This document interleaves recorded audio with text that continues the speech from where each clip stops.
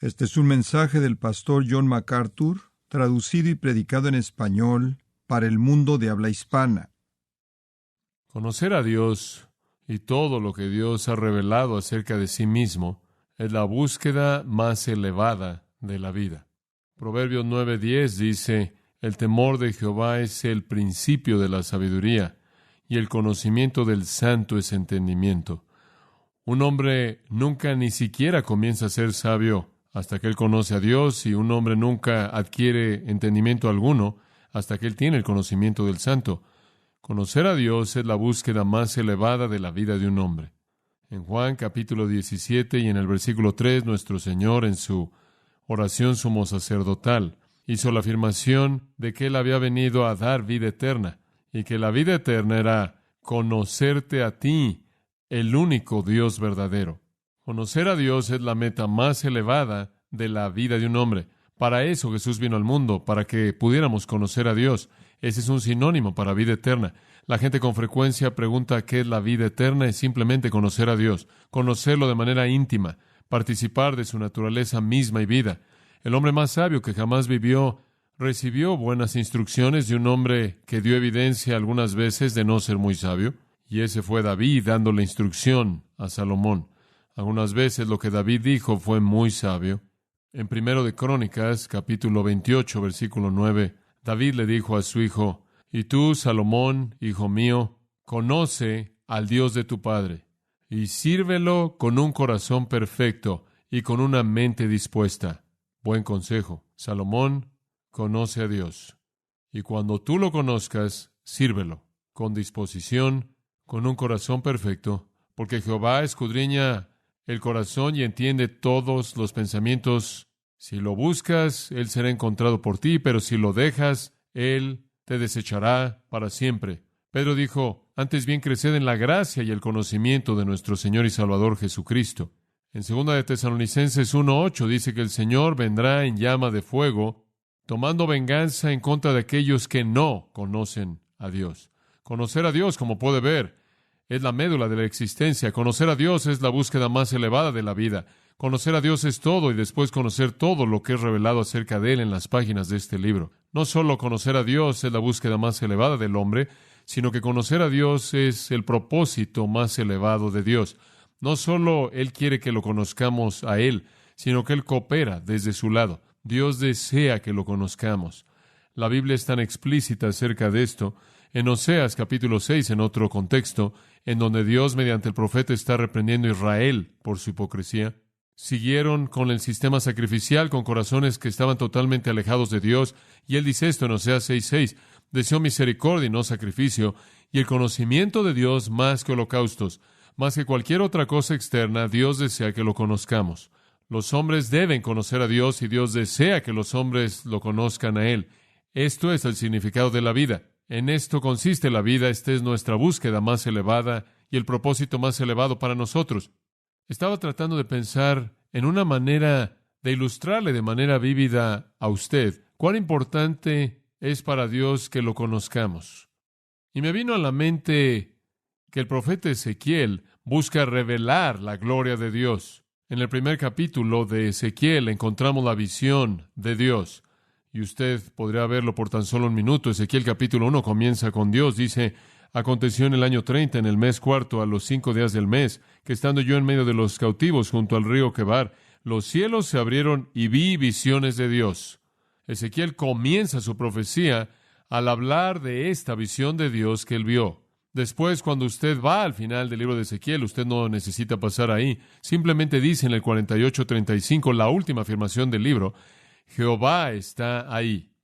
Comienza con la visión de Dios de Ezequiel y termina con el Dios eterno reinando en su trono eterno, en su reino eterno.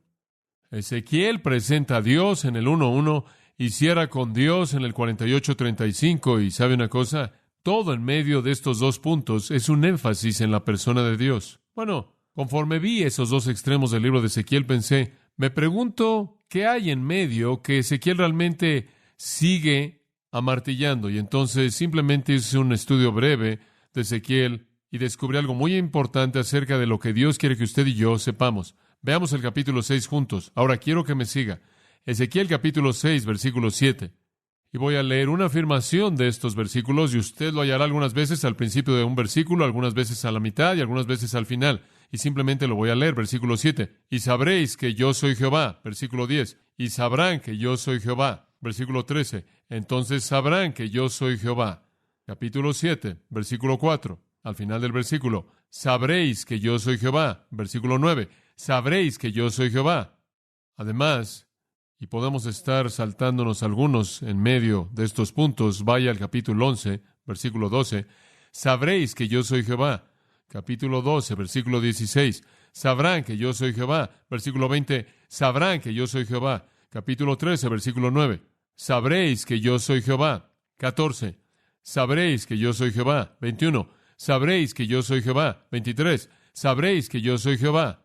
14:8. Sabréis que yo soy Jehová. ¿Hay un mensaje aquí en algún punto? ¿Lo está entendiendo? Capítulo 15, versículo 7. Sabréis que yo soy Jehová.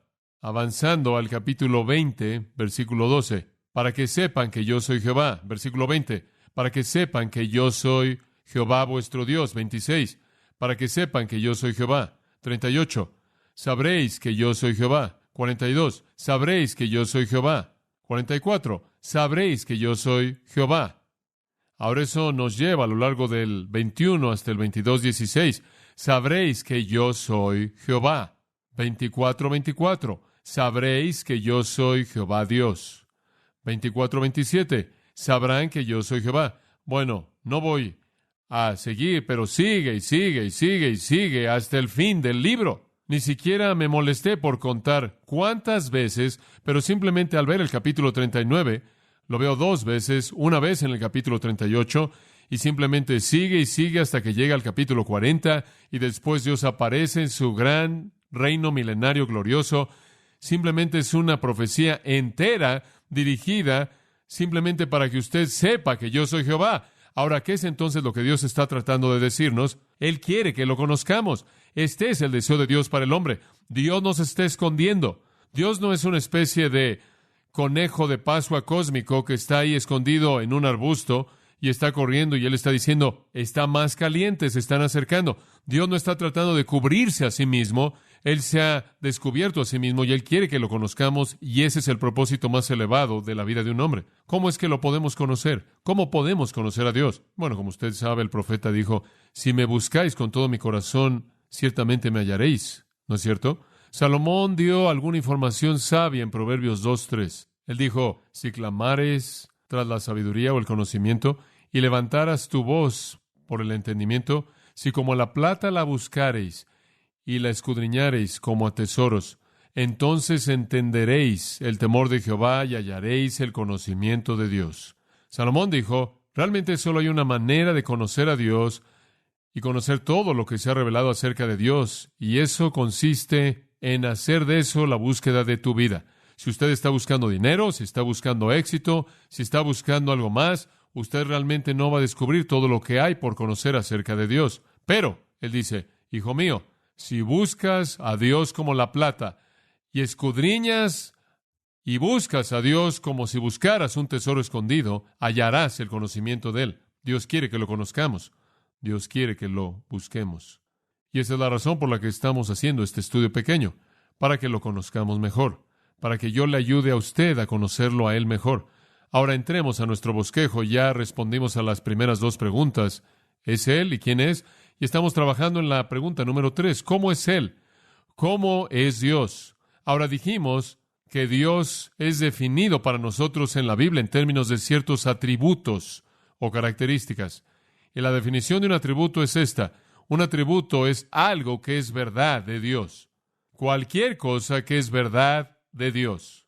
Los únicos que podemos explicar son los que son revelados en las Escrituras.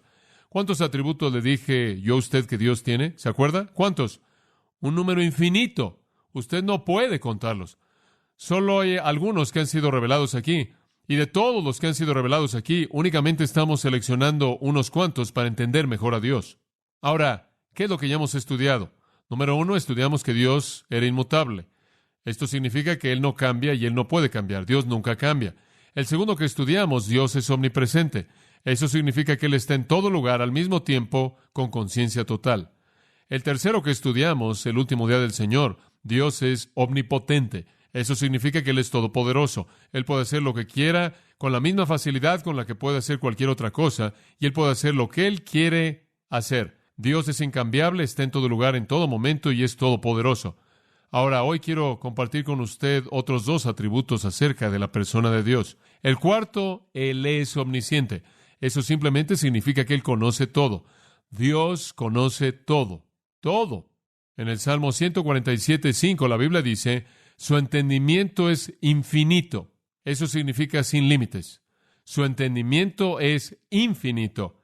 Él no solo conoce lo que se puede conocer, Él conoce lo que no se puede conocer. 1 Timoteo 1:17 lo llama el único y sabio Dios. Judas 25 lo llama el único y sabio Dios. Romanos 16:27, Pablo lo llamó Dios el único sabio. Él no solo es sabio, Él no solo conoce todo, sino que Él es el único que conoce todo lo que Él conoce. Ahora, los ángeles conocen mucho, pero no conocen lo que Dios conoce. Y usted y yo conocemos algunas cosas, pero nadie conoce tanto como Dios. Sabiduría sin paralelos, infinita, y entendimiento y conocimiento. ¿Sabía usted que Dios nunca aprendió nada? Cuando usted ora, usted no dice, ahora Dios, quiero informarte acerca de mi suegra que está enferma. Oh, voy a escribir eso. No, usted no le dio a Él alguna información que Él necesitara. Él necesitaba saber que a usted le preocupaba, y Él escoge operar a través de sus oraciones. Pero no hay sorpresas para Dios. Él nunca aprendió nada. ¿Quién le enseñaría? Isaías 40:13. ¿Quién ha enseñado al Espíritu de Jehová? ¿O le ha aconsejado y le ha enseñado? ¿Quién le enseñó a Dios? Claro que nadie. Romanos 11:34, Pablo dice, porque ¿quién ha conocido la mente del Señor o quién ha sido su consejero? Nadie. ¿Quién le enseñó a Dios? Nadie. Dios conoce todo. Ahora, cuando usted se detiene a pensar en esto, aquí estamos sentados, y la mayoría de nosotros conocemos y amamos al Señor Jesucristo, la mayoría de nosotros conocemos a Dios.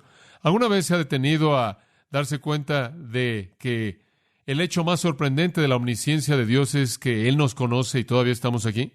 Sí, eso es sorprendente. Dios conoce todo y aún así nos ama. Increíble. Cuando usted considera el atributo que voy a mencionar en un minuto, su santidad, Dios desprecia el pecado. Dios conoce todo y después trata de entender cómo es que usted entró a su presencia. Después va a terminar con otro atributo, amor. Dios conoce todo y aún así nos redime. Dice usted, ¿por qué? Isaías 48 nos explica todo a nosotros. Isaías 48:8. Él dice, sí, no oísteis, no me escucharon, no supieron. Desde ese tiempo vuestro oído no fue abierto, nunca me escucharon. Desde el principio mismo, cuando yo hice al hombre, ellos nunca escucharon, porque yo sabía que tú te conducirías de manera muy impía y fuiste llamado un transgresor desde el vientre. Dios dice, yo supe que fuiste un pecador desde el vientre mismo. Usted habla de cuándo es que una persona se convierte en una persona a los ojos de Dios. Es bastante claro en la Biblia, ya en el vientre. Por causa de mi nombre, contendré mi enojo, y para mi alabanza me refrenaré por ti. No te cortaré aquí, te he refinado, pero no con plata. Te he escogido en el horno de la aflicción. Por mi causa, inclusive por mi causa lo haré.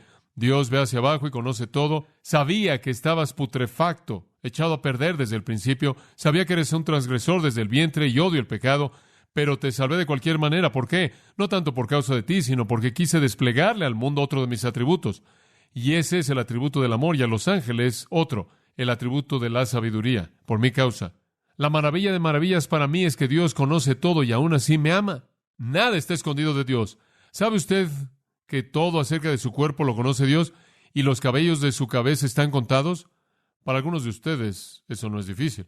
Todo acerca de usted Dios lo conoce. Dice usted, ¿por qué es que Dios se molestaría por contar su cabello? Él no tendrá que contarlo. Él lo conoce de manera intrínseca. Dios no está haciendo eso simplemente para probar un punto, ahí llevando un libro de registro de cabello. Todo lo que es, Él lo conoce. Y no tiene que aprenderlo o descubrirlo. Él lo conoce, Él conoce su cuerpo. Pero ¿quiere saber algo? Él conoce más allá de su cuerpo. Su cuerpo es transparente para Dios. En Apocalipsis 2:23, Él dice, yo soy el que escudriña la mente y el corazón. Su cuerpo no cubre nada. Él ve su corazón y su mente también como ve lo de afuera de usted. Las nubes, la oscuridad, la noche, no son diferentes para Él. La noche no es cortina alguna para Dios. En el Salmo 139:12 dice, la oscuridad no esconde de ti. Supongo que el hombre amó más las tinieblas que la luz porque sus obras fueron malas. Tiene que ver algo con el hecho de que la mayor parte del pecado, la mayoría del pecado, se conduce en lugares que están apenas con luz, pero ciertamente eso está en la luz brillante de la omnisciencia de Dios. La noche no esconde nada de Dios. El hablar en voz baja no hace que Dios no oiga nada. Salmo 139:4 dice: porque no está aún la palabra en mi boca, y aquí, oh Jehová, tú la sabes toda. Dios oye sus murmullos como si estuvieran a todo volumen. Dice usted, ¿qué hay acerca de mis pensamientos? Escuche, su mente no podrá concebir el pensamiento más sutil afuera del conocimiento de Dios. Isaías 66:18. Yo conozco sus pensamientos. Jesús en Juan capítulo 2 dio evidencia de que Él era Dios cuando Él dijo que nadie necesitaba decirle nada de lo que estaba en el corazón del hombre. Él sabía lo que estaba en el hombre. Cuando Jesús confrontó a Nicodemo, Nicodemo hizo una pregunta con su boca, otra en su mente, y Jesús respondió la que estaba en su mente, que él nunca preguntó con sus labios. No hay un lugar secreto en su casa, o un lugar secreto en el mundo al que usted puede acudir que lo esconda usted de Dios. Mismo capítulo, Isaías 66, mismo versículo, conozco sus obras. Él sabe. Y escúcheme, todo lo que Él conoce es correcto, porque según Deuteronomio 32:4, Él es llamado un Dios de verdad. Es imposible que Él mienta. Él nunca ha cometido un error. Él no puede errar. Él conoce todo. Y Él conoce todo de manera correcta y veraz. Todo. Dice usted, bueno, pero ¿qué tal si estoy dependiendo de Oseas 13:12? Hombre, he hecho este versículo mi vida. Dice, la iniquidad de Efraín está ligada. Su pecado está escondido. Estoy dependiendo de ese. Estoy esperando que haya unas cuantas cosas que Él no conoce. Lo siento. Dice usted, bueno, ¿qué significa ese versículo? Yo sé que la gente dice, esto significa que Dios no conoce todo el pecado. Dios conoce todo. La Biblia presenta eso de manera clara. En todo lugar que usted lea acerca de la persona de Dios, es obvio que Él conoce todo. Dice usted, bueno, ¿qué significa ese versículo? Bueno, ciertamente no es una contradicción. Significa esto. La iniquidad de Efraín está ligada. Su pecado está escondido. Esto es, por el momento su pecado está colocado a un lado para un día futuro de juicio. Es un plan en el que Dios aparta algo. Peca ahora, paga después. Es correcto. ¿Sabe una cosa? Usted lo ve, algunas veces las personas piadosas parecen estar más bajo estrés que los impíos, ¿verdad? Porque es que algunas veces los impíos prosperan. No siempre prosperarán. Quizás como Efraín, su pecado por el momento está escondido. Está apartado para el día del juicio que vendrá en el futuro.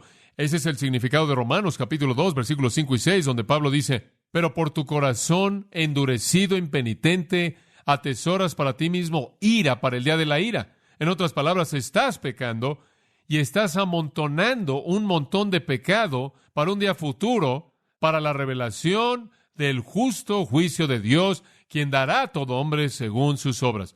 Viene un día cuando ese juicio vendrá y ese pecado que ahora está siendo escondido o apartado para un día futuro será desenmascarado, castigado. Dios conoce todo, todo. Y eso nos lleva a un comentario al margen. Otro atributo de Dios que solo vamos a poder meter porque no tenemos tiempo para cubrirlos todos es el atributo de sabiduría. Ahora, escúchame. ¿Qué es sabiduría? Le voy a dar una definición simple.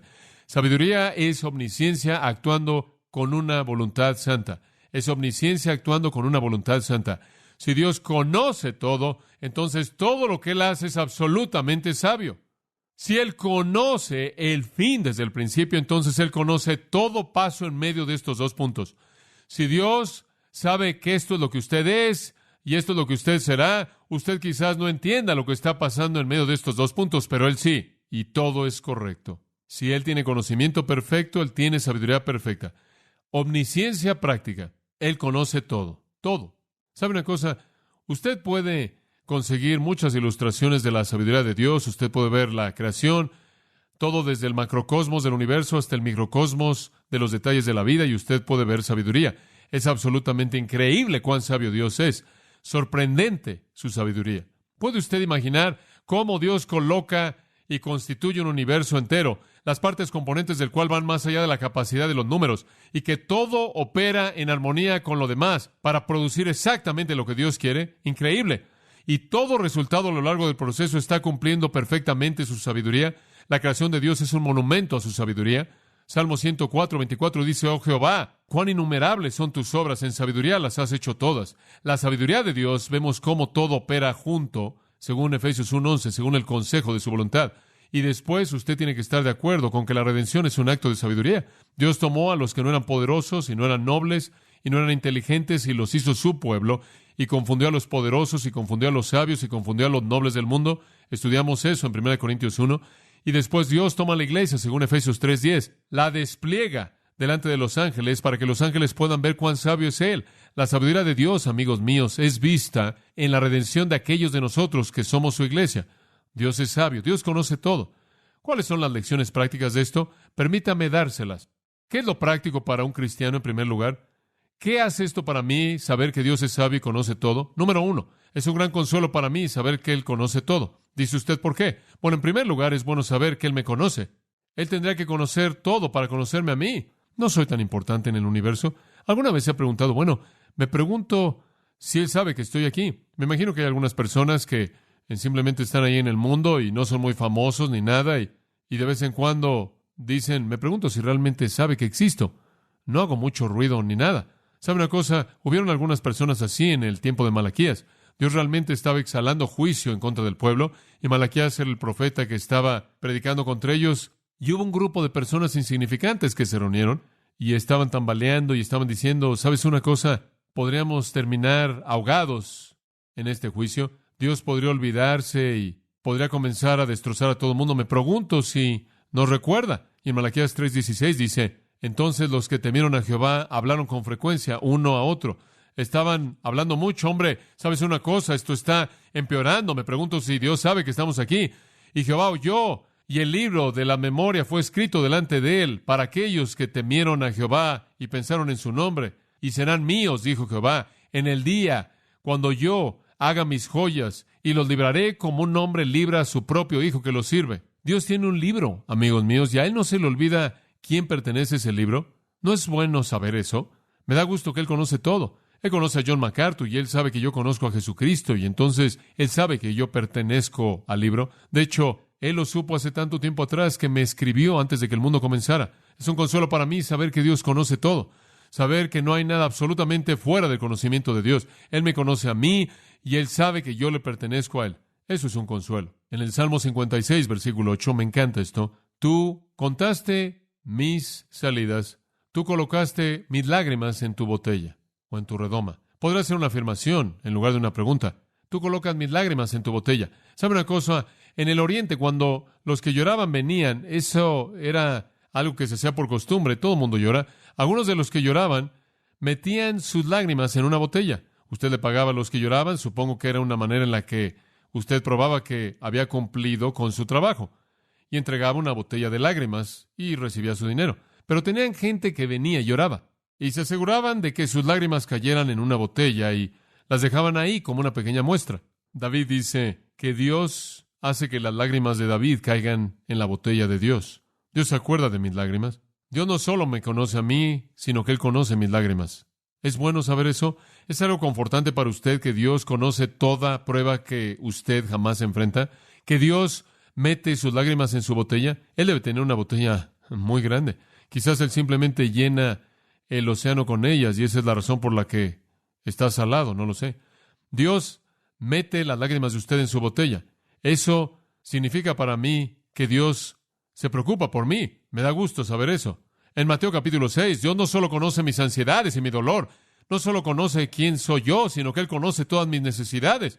En Mateo 6:25, no os afanéis por vuestra vida, qué comeréis o qué beberéis o qué vestiréis. ¿No es la vida más que el alimento y el cuerpo más que el vestido? Mirad las aves del cielo. No siembran, ni cosechan, ni recogen, pero vuestro Padre Celestial las alimenta. ¿No valéis vosotros más que ellas? ¿Son mejor ustedes que las aves? ¿Y quién de vosotros, por mucho que se afane, podrá añadir a su estatura un cubo? No tiene sentido preocuparse. Usted no puede ayudarse con eso de cualquier manera. ¿Y por qué os afanáis por el vestido? Mirad los lirios del campo, cómo crecen. No trabajan, ni hilan. Pero yo os digo que ni Salomón en toda su gloria se vistió como uno de ellos. Y si Dios viste la hierba del campo, que es hoy y mañana es arrojada al horno, ¿no os vestirá mucho más a vosotros, hombres de poca fe? No os afanéis diciendo, ¿qué comeremos o qué beberemos o qué vestiremos? Porque los gentiles buscan todas estas cosas, pero vuestro Padre Celestial sabe que tenéis necesidad de estas cosas. Mas buscad primeramente el reino de Dios y su justicia, y ¿qué? Y todas estas cosas os serán añadidas. Mi Padre me conoce y mi nombre está en su libro. Mi Padre conoce mis lágrimas y mi Padre conoce mis necesidades y Él las cubre todas. Yo soy mejor que un ave. Yo soy más importante que un lirio. Los lirios son bonitos, las aves están bien. Y yo soy mejor que la hierba que está aquí hoy y ya no está mañana, porque Dios cuida de mí. Es un consuelo saber que Dios conoce todo. Él me conoce mis ansiedades, mis pruebas, mis lágrimas, mis necesidades. Y escuche, en medio de todo eso, Él nunca, jamás comete un error, jamás. Escúchame, si Dios tiene una cantidad infinita de atributos y un conocimiento infinito, y usted no entiende algo, no diga que Dios cometió un error, simplemente reconozca que usted no conoce mucho. No lo atribuya a la torpeza de Dios, atribúyala a la suya. Dios no comete errores. Además, para el cristiano, la omnisciencia significa consuelo. En segundo lugar, creo que significa confianza. Hombre, solía pensar en la doctrina de la omnisciencia como todo menos confianza. Cuando yo era un niño pequeño, mis padres solían decir, quizás no sepamos lo que haces, pero Dios sí. Él ve todo. ¿Se acuerda de esa belleza? Solía escuchar eso. Él sabe. Y sabe una cosa, yo solía pensar que la doctrina de la omnisciencia realmente era un problema. Hombre, ¿qué problema? Después estudié Juan 21 y crecí un poco y me acordé de Pedro ahí.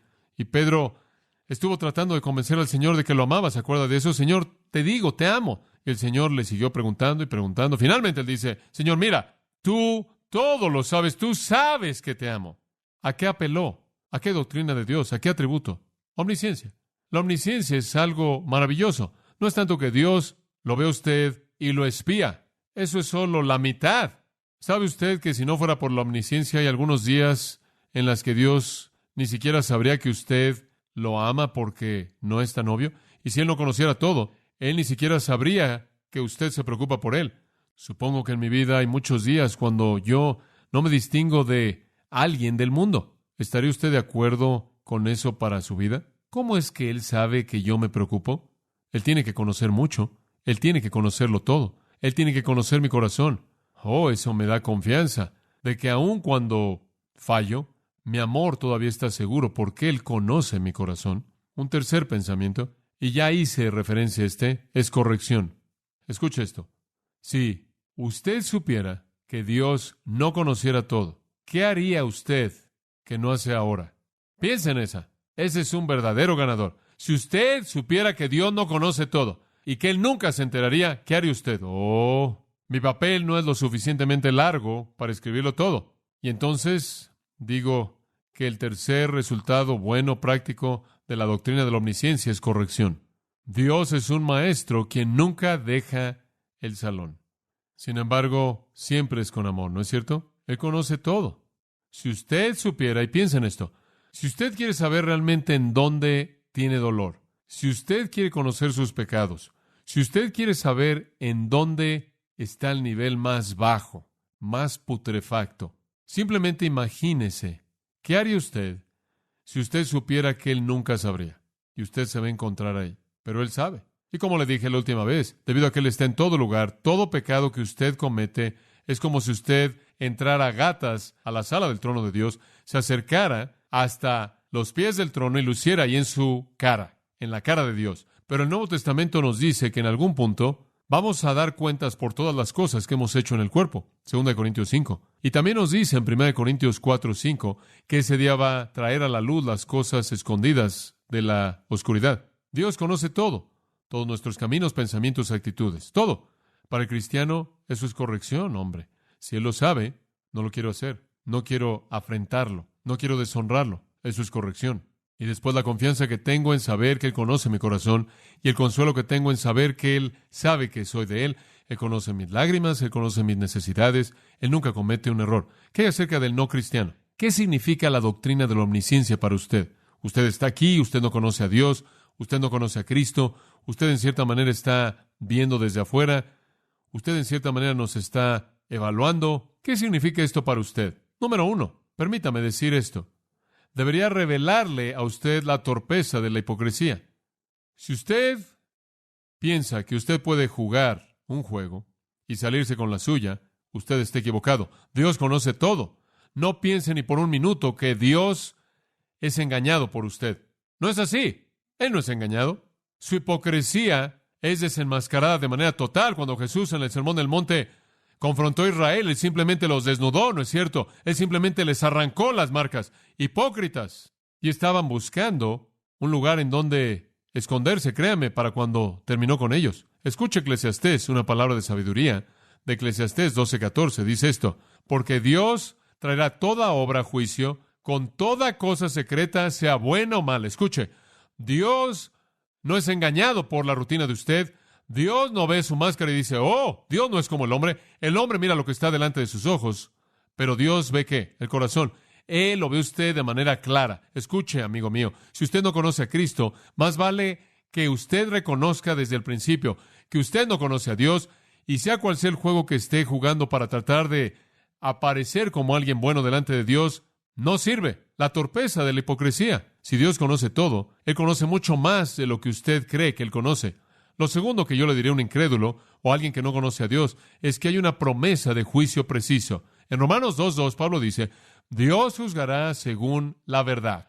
Cuando hablamos del juicio final y el lago de fuego y quién es enviado al infierno, créame, ese juicio será un juicio justo.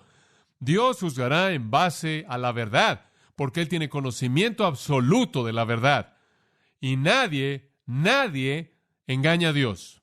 En Jeremías 16:17, el profeta dijo, sus iniquidades no están escondidas de mis ojos. No se esconden. En 1 Samuel 16:7, el hombre mira lo que está delante de sus ojos, pero Dios ve el corazón. El juicio será conforme a la verdad, y no hay manera de esconderlo de Dios. Él sabe si usted es un pecador, Él sabe si usted no es perdonado, Él sabe si su iglesianismo fue el único que tuvo, Él sabe si sus buenas obras fueron lo único en lo que usted dependió, Él sabe si su nombre está en el libro, Él sabe si usted se ha arrepentido y ha venido a Cristo. Él lo sabe todo. Y sus juegos no lo engañan a Él, ni los míos. Otra cosa que yo le diría a un incrédulo es esta: saber que Dios sabe todo debería señalarle a usted la insensatez de la sabiduría humana. Dios lo sabe todo. Entonces, si realmente quiere ser sabio, debería usted conocer el conocimiento de Él. Como Salomón le dijo a su hijo, busca el conocimiento, busca el conocimiento. Él lo dice una y otra vez, particularmente el capítulo 8, simplemente lo repite desde el versículo 1 hasta el versículo 36. Adquiere conocimiento. Y el conocimiento es el conocimiento de Dios. Un hombre necio busca el conocimiento del mundo. 1 Corintios 1:19, destruiré el conocimiento del mundo, destruiré a los sabios, dice él. La sabiduría de los sabios llegará a nada. Entonces, al incrédulo yo le diría, hay necedad en la hipocresía, Dios lo va a juzgar a usted según la verdad. No confíe en la sabiduría humana, Dios lo sabe todo. Eso es un consuelo para nosotros y debería ser una advertencia fuerte para otros. Dios es incambiable, Dios está en todo lugar, Dios es todopoderoso, Dios lo conoce todo. Finalmente, quiero hablarle en quinto lugar acerca de la santidad de Dios. La santidad de Dios. Dios es santo. Yo creo que este es el atributo más significativo de todos sus atributos. Esto para mí es la joya resplandeciente que está en la corona real de su cabeza. Este es el definitivo. Dios es santo. Cuando los ángeles cantaron, no dijeron, eterno, eterno, eterno. No dijeron, fiel, fiel, fiel. No dijeron, sabio, sabio, sabio. Poderoso, poderoso, poderoso. ¿Qué dijeron? Santo, santo, santo. Señor Dios Todopoderoso. Esta es la corona de todo lo que Él es. Él es santo. Éxodo 15:11. ¿Quién es como tú? Dice, glorioso en santidad, temeroso en alabanza, haciendo maravillas. ¿Quién es como tú, glorioso en santidad? Nadie. ¿Sabe usted que ese es su nombre? Salmo 111:9 dice, santo y reverenciado es su nombre. Santo es su nombre. Job 6:10 lo llama el santo. Isaías los oyó decir, santo, santo, santo es Jehová de los ejércitos, la tierra está llena de su gloria. Apocalipsis 4:8, las criaturas vivientes, santo, santo, santo. 1 Samuel, capítulo 2, versículo 2, habla de su santidad y dice que no hay santo como Él. Dios es santo y no conozco otra manera de llegar a la santidad de Dios más que compararla con el pecado. Yo diría que en la Biblia, por lo menos en mi mente, probablemente el pasaje más revelador acerca de la santidad de Dios es el 6º capítulo de Isaías. Y no necesita pasar ahí. Permítame tan solo mencionárselo. Isaías dice: en el año que murió el rey Usías, vi yo al Señor sentado sobre un trono alto y sublime, y sus faldas llenaban el templo. Él tuvo una visión de Dios. Y él dijo: por encima de él había serafines, cada uno tenía 6 alas, con 2 cubrían sus rostros, con 2 cubrían sus pies, y con 2 volaban. Y uno de esos ángeles, recuerde usted, tomó un carbón del altar y tocó la lengua de Isaías. Pero antes de todo eso, ¿cuál realmente es el punto en ese pasaje? Isaías dice: vi a Jehová y clamé: ¡ay de mí que soy muerto! Porque siendo hombre inmundo de labios, mis ojos han visto al Rey. Él fue absolutamente despedazado hasta lo más profundo de su ser. Él se sacudió de manera violenta. Él se estaba despedazando de manera violenta. ¿Por qué? Porque él había visto la santidad de Dios, y al ver la santidad de Dios, él fue sacudido hasta lo más profundo de su ser por su propia pecaminosidad. ¿Lo ve? Y quiero decirle algo. No es sino hasta que un hombre entiende la santidad de Dios que eso nunca sucederá sin una comparación con su propio pecado. No es sino hasta que usted entiende su propio pecado que usted llegará a conocer la santidad de Dios. Los dos van de la mano. Usted no puede conocer su pecado hasta que usted conoce su santidad, y usted no puede conocer su santidad hasta que usted ve su pecado. Isaías vio a Dios levantado y después se vio a sí mismo, y él simplemente derramó su corazón diciendo: ¡ay de mí! Estoy destruido. Estoy acabado. Entre usted y Dios hay un espacio absoluto de santidad e impiedad. Usted es impío, Él es santo. Y usted debería estar, y yo debería estar, simplemente, absolutamente sacudido hasta lo más profundo de nuestro ser cuando nos vemos en comparación con Él. Dios es santo. Ahora escúchame. Dios no se conforma con un estándar santo. Él es el estándar. Él es absolutamente santo. Él nunca hace algo malo. Él nunca erra, Él nunca emite un juicio equivocado, Él nunca comete un error, Él nunca hace algo en su vida que no sea lo que debe suceder de manera correcta en su vida, ni tiene Él tampoco un fin correcto en mente. Siempre Él hace lo que es correcto, y no hay grados en su santidad. Él es absoluta, infinitamente santo. Y debido a que, como puede ver, Dios es santo, esa es su condición para cualquier persona que quiere existir en su presencia. Cuando los ángeles pecaron, ¿qué les hizo Él a ellos? Inmediatamente, ¿qué? Los expulsó y preparó un lugar para ellos separado de su presencia. Cuando los hombres escogen no venir a Dios, cuando escogen rechazar a Jesucristo, ¿qué les sucede a ellos en últimas? Son enviados al mismo lugar preparado para el diablo y sus ángeles, fuera de la presencia de Dios. ¿Por qué? Porque para estar en la presencia de Dios en su universo, usted debe ser, ¿qué? Santo. Dice usted: pero John, ¿cómo es que yo puedo ser santo? Usted puede ser por la fe en el Señor Jesucristo. Como puede ver, es mediante Cristo que Dios nos da la santidad de Cristo y nos ve santos posicionalmente. Dios nos hizo santos en Cristo. A los Corintios, el apóstol Pablo dijo: ahora ustedes son santos, ahora han sido santificados en Cristo. Además, pensando en esto, la única manera de entender la santidad de Dios es en contraste. Tenemos que ver su odio hacia el pecado. No nada más podemos entender su santidad independientemente de su odio hacia el pecado, porque tenemos que tomarlo del lado del pecado, porque eso es lo que entendemos también. Dios desprecia el pecado, simplemente lo odia. En Habacuc 1:13 dice: tú eres muy limpio de ojos para ver la iniquidad y no puedes ver la maldad. Dios no puede tolerar el pecado, Él no puede tolerar la maldad. Él está totalmente distante de Él, no puede entrar a su presencia, no puede morar con Él. Cuando la pecaminosidad de Sennacherib fue exagerada, usted se acuerda, dijo el Espíritu Santo: has levantado tus ojos a lo alto, inclusive contra el Señor, el Santo de Israel. Como puede ver, el pecado de Sennacherib fue evidente debido a la santidad de Dios. Cuando los egipcios malos fueron ahogados, en Éxodo 15, ¿sabe usted lo que los ahogó? Algunos dicen el poder de Dios. No, realmente no. Escuche Éxodo 15.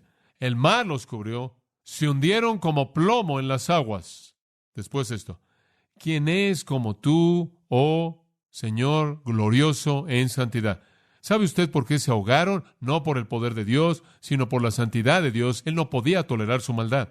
La santidad de Dios es mejor vista en su odio hacia el pecado. En Amós capítulo 5, algunas palabras fuertes: odio, desprecio tus días festivos. No me deleitaré en tus asambleas solemnes. Aunque me ofrezcas holocaustos y ofrendas de alimento, no las aceptaré, ni consideraré las ofrendas de paz de tus animales engordados. Quita de mí el ruido de tus canciones, no oiré la melodía de tus arpas. Dios ama todas esas cosas. porque Él instituyó todas ellas. Pero cuando ese tipo de obras, aunque esas obras estuvieron bien, salen de corazones impuros, Dios las odia. Dios no quiere que la gente haga cosas correctas con actitudes incorrectas. Dios dice, lo odio, deténganse. El pecado es el objeto de su desagrado. Dios ama la santidad. En el Salmo 11, versículo 7, dice esto: porque el Señor justo amó la justicia. Qué hermosa afirmación. Dios ama la santidad. Ahora, la santidad de Dios la hemos visto desde un punto de vista negativo, su odio hacia el pecado. Lo que es sorprendente aquí, no obstante, y usted tiene que meterlo aquí, es el amor de Dios. Aunque Él es santo y odia el pecado de manera absoluta, y aunque, como le acabo de mencionar hace un momento, Él es omnisciente y conoce todo, ¿no es sorprendente que Él lo redimió a usted? Es sorprendente que Él me conoce y Él desprecia mi pecado, sin embargo me amó. Ahí es en donde el amor entra, como puede ver. La santidad de Dios, la omnisciencia de Dios y el amor de Dios, todos actúan por igual. ¡Qué reconocimiento tan fantástico! Dios supo todo de mí y Dios odió todo pecado en mí y aún así me amó. Traté de pensar en una ilustración para eso y supongo que será como el cáncer. Como usted sabe, usted amaría a su cuerpo, pero odiaría el cáncer. Y usted haría todo lo que pudiera por preservar su cuerpo y mantenerlo saludable, fuerte, y ministrar a sus necesidades y todo lo que pudiera hacer al mismo tiempo para destruir el cáncer. Usted odiaría lo que está ahí, pero no todo de manera total, y de alguna manera Dios ve al hombre y Él ama al cuerpo y desprecia el pecado. ¿En dónde ve usted la santidad de Dios revelada? Bueno, usted la ve en muchas maneras. Dios nunca quiere el pecado. No, nunca. Él decide permitirle a usted pecar si usted escoge hacerlo, pero Él nunca quiere el pecado. Dios nunca tienta a alguien a pecar. Dios no quiere que usted peque. Algunas personas deben pensar que Dios quiere que ellos pequen. Algunas personas me han dicho, ¿sabes una cosa? Lo que realmente debes hacer es tener una vida realmente pecaminosa y decirle a todo mundo cómo vives, y después, cuando cuentas tu conversión a muchas personas, la van a creer y van a decir, ¿qué transformación? ¿No es eso maravilloso? Entonces, Dios realmente debe querer que estés en el lodo para que tengas algo que decir, muy convincente. ¿O no? Dios no celebra el pecado de nadie. Nunca. Y Dios nunca tienta a un hombre a pecar. Santiago 1, 13 y 14. Dios no tienta a nadie. Pero la santidad de Dios es vista en cosas muy positivas. Por ejemplo, su santidad es vista en la creación, para comenzar. En Eclesiastés 7:29, y vamos a cerrar con estos pensamientos. En Eclesiastés 7:29, él dijo, Dios hizo al hombre recto, pero han buscado muchas cosas.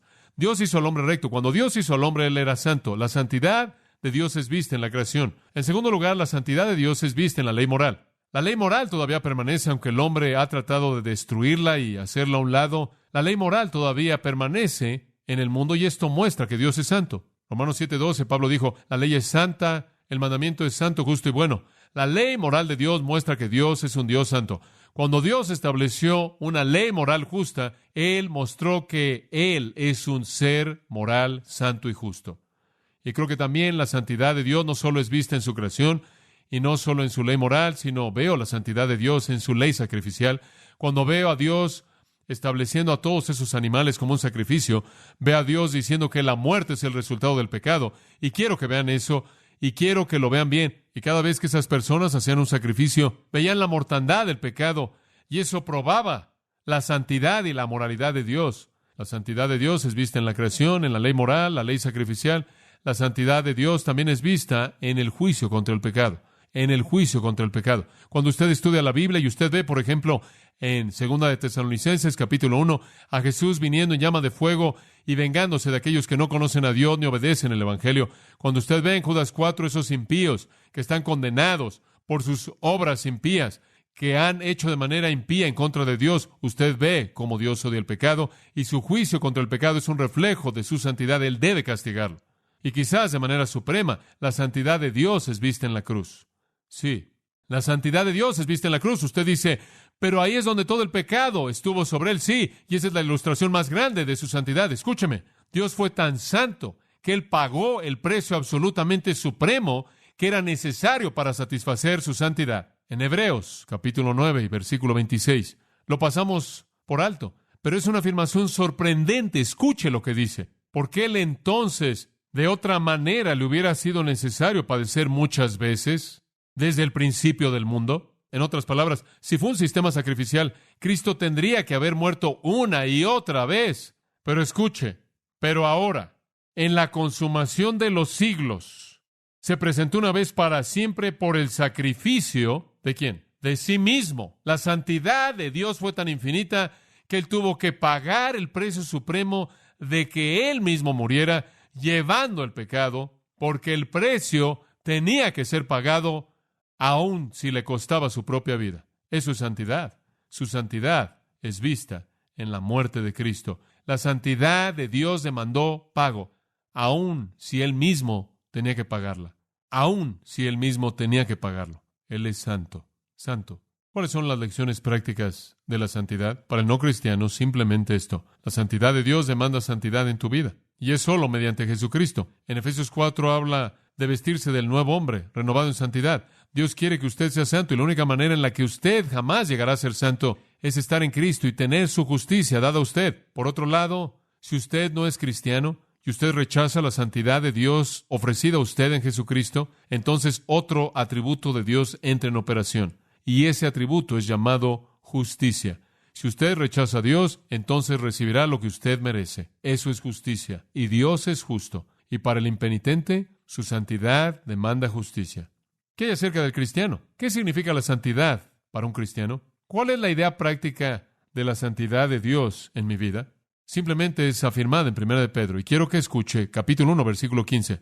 Como aquel que os llamó es santo, sed también vosotros santos en toda vuestra manera de vivir. Porque escrito está, sed santos porque yo soy santo. Si Dios es santo, ¿qué quiere de nosotros? Santidad. Ahora escúchame, Él nos hizo santos posicionalmente. Posicionalmente en Cristo somos santos. Pero Él quiere que nuestras vidas prácticas encajen con nuestra posición. Él quiere que vivamos de manera santa. No solo que seamos santos posicionalmente, sino que vivamos vidas santas, porque cuando somos santos, eso nos distingue del mundo. Eso le hace saber al mundo que hay una diferencia. Esta es la razón por la que en 2 Timoteo 2:19 Él dice, apártese de iniquidad todo aquel que invoque el nombre del Señor. Si usted va a nombrar el nombre, entonces viva la vida. Deje que el mundo sepa que hay una diferencia. Le voy a decir algo más. La santidad en su vida le da a usted confianza delante de Dios.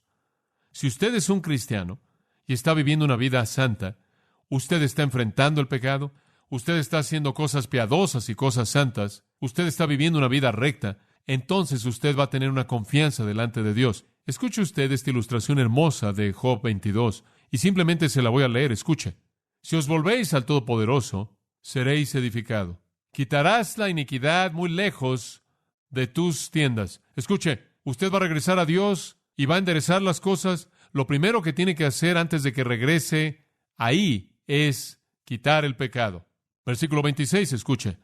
Entonces te deleitarás en el Todopoderoso y levantarás tu rostro a Dios. Usted no puede ir a Dios y levantar su rostro y deleitarse en Él cuando hay pecado en su vida. ¿Alguna vez ha experimentado eso? ¿Descubrió en su vida lo que yo he descubierto, que cuando hay pecado en mi vida, yo tengo dificultad orando?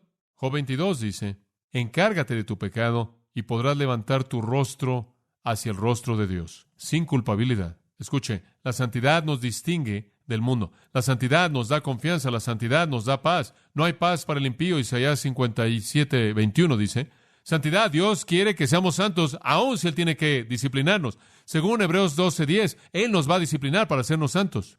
¿Qué debe hacer un cristiano? Bueno, quizás lo que David hizo en el Salmo 51, asegúrese de orar por un corazón limpio, y después, según Proverbios 13:20, camine con gente limpia. Sed santos como yo soy santo.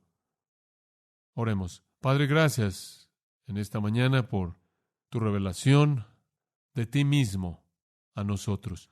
Encomendamos estas palabras y pensamientos a tu cuidado, que den fruto en nuestras vidas. Confirma en nuestro corazón estas verdades, Padre. Despídenos con tu bendición para traernos de regreso en esta noche, esperando que aprenderemos más acerca del adversario y seremos victoriosos en tu poder. Te alabamos en el nombre de Cristo. Amén. Para más información sobre los mensajes y libros del pastor John MacArthur y de los derechos legales de los mismos, puede acceder a la página en gracia.org.